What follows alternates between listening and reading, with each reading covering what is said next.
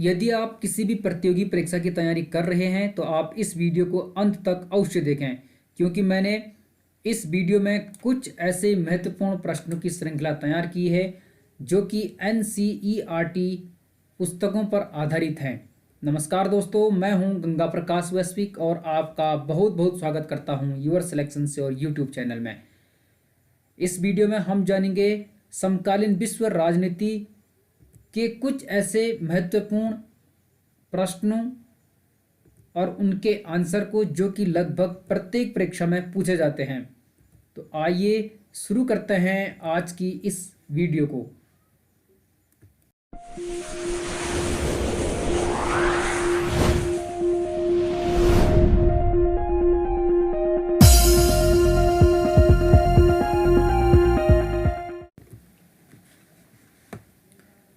जैसे कि आपको स्क्रीन पर दिखाई दे रहा है, पहला प्रश्न, सोवियत संघ कितने गणराज्यों का संघ था? इस प्रश्न का सही उत्तर होगा 15।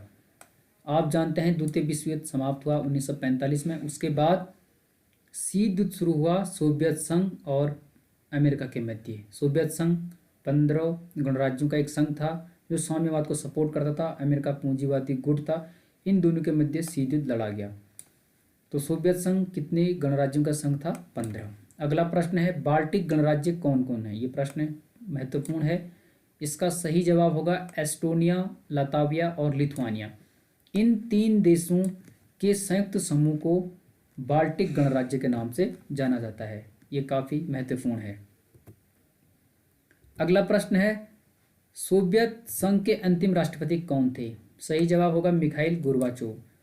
जब 1990-1991 में सोवियत संघ का विघटन हुआ, 15 राज्य स्वतंत्र हुए, तो उस समय मिखाइल गोर्बाचोव सोवियत संघ के राष्ट्रपति थे, यानी ये आखिरी राष्ट्रपति थे। और इन्होंने कुछ ऐसी नीतियां चलाई जिसकी बदौलत सोवियत संघ का विघटन हो गया और दुनिया एक ध्रुवीय विश्व के रूप में उभर कर सामने आई। यहाँ पर आप जानते हैं अगले प्रश्न में, पेरेस्ट्रोइका यानी पुनर्रचना तथा ग्लासनोस्त, जिससे खुलेपन की नीति कहते हैं, कि आर्थिक एवं राजनीतिक सुधार की नीति किसने अपनाई थी? इसका सही जवाब होगा मिखाइल गोर्बाचोव। 1990-91 की बात है जब मिखाइल गोर्बाचोव सोवियत संघ के राष्ट्रपति थे। इन्होंने पेरेस्ट्रोइका, जिसे पुनर्रचना कहते हैं, एवं ग्लासनोस्त, जिसे खुलेपन कहते हैं, की नीति अपनाई, जिसके तहत आर्थिक एवं राजनीतिक सुधार की नीति अपनाने की बात कही गई थी।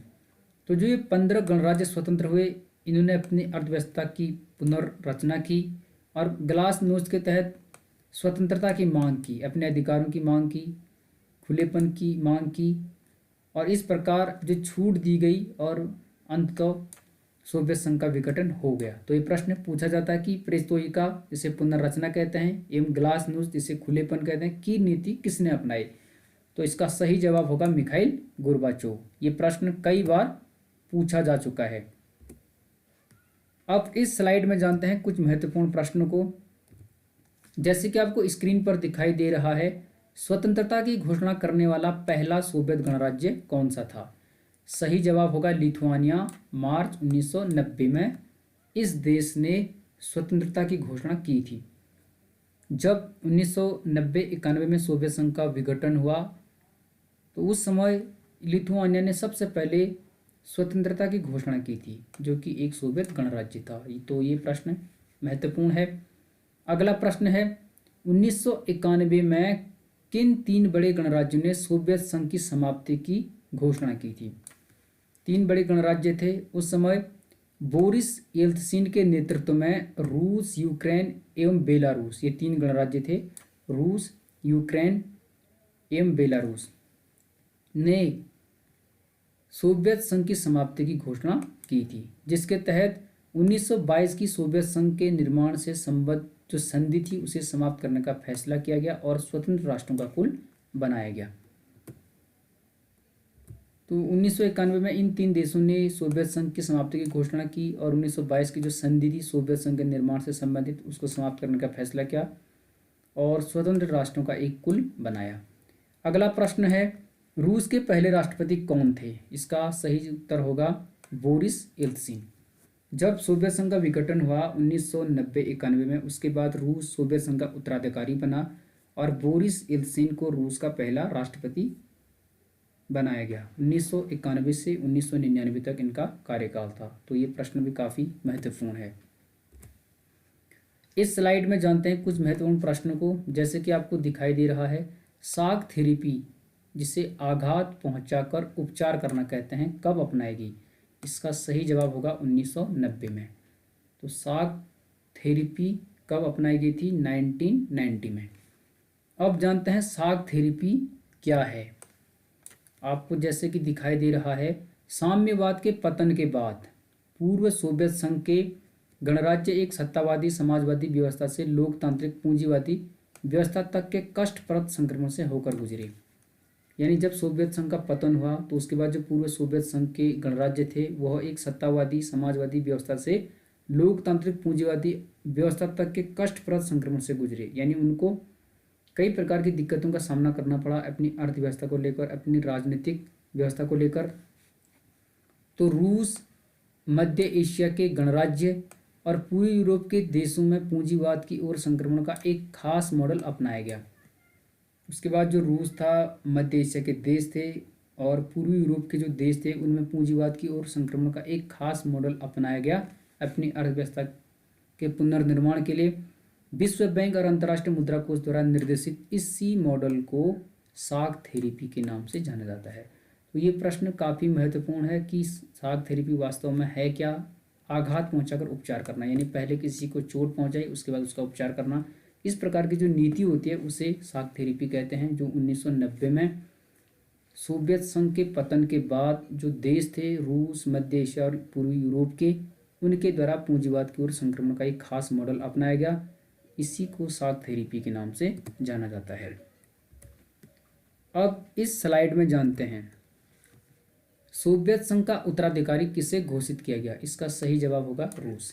जब 1990-91 में सोवियत संघ का विघटन हुआ, 15 नए गणराज्य बने, तो रूस को सोवियत संघ का उत्तराधिकारी घोषित किया गया।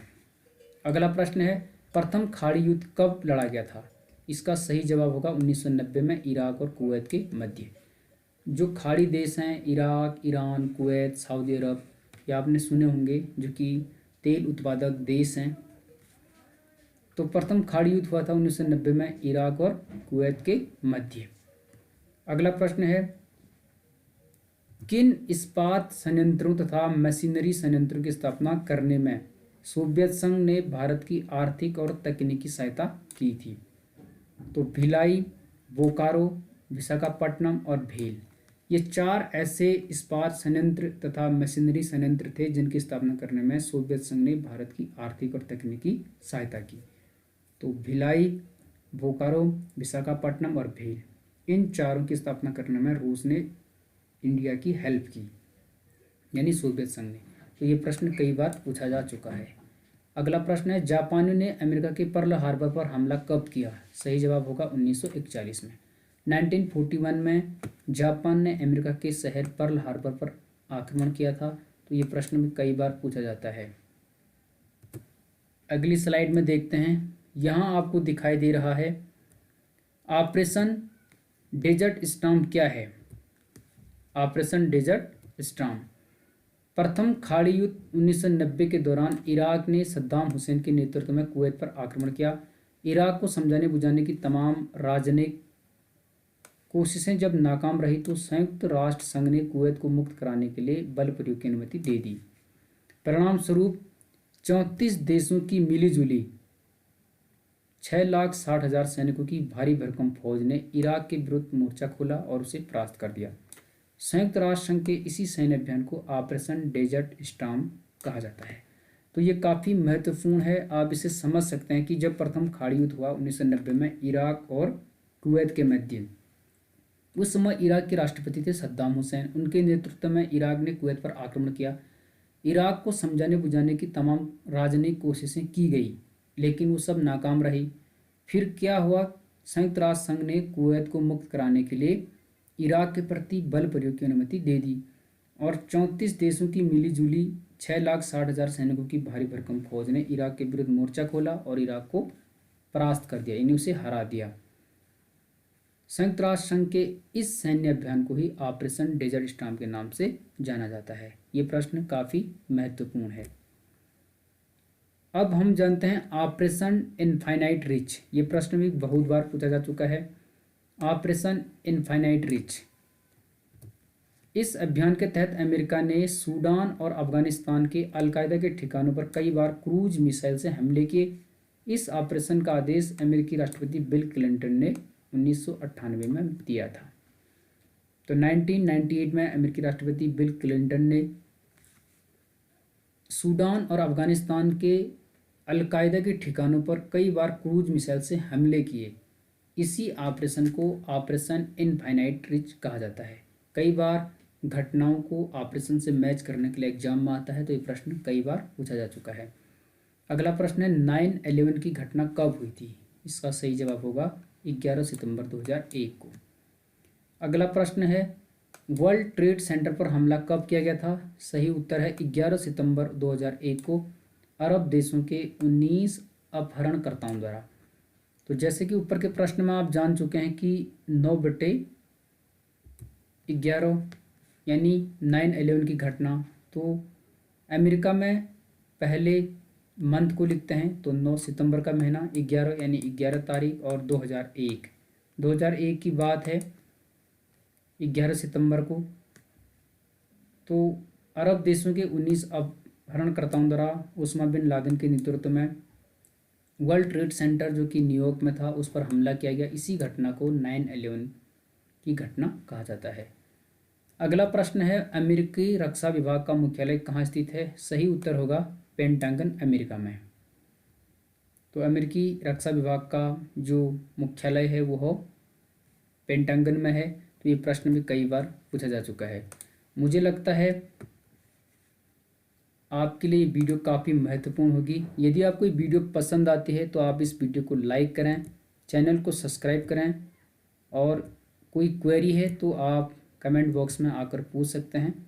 तो बने रहिए गंगा प्रकाश वैश्विक के साथ। मिलते हैं अगली वीडियो में, तब तक के लिए आपका बहुत बहुत धन्यवाद। Good luck, all the best.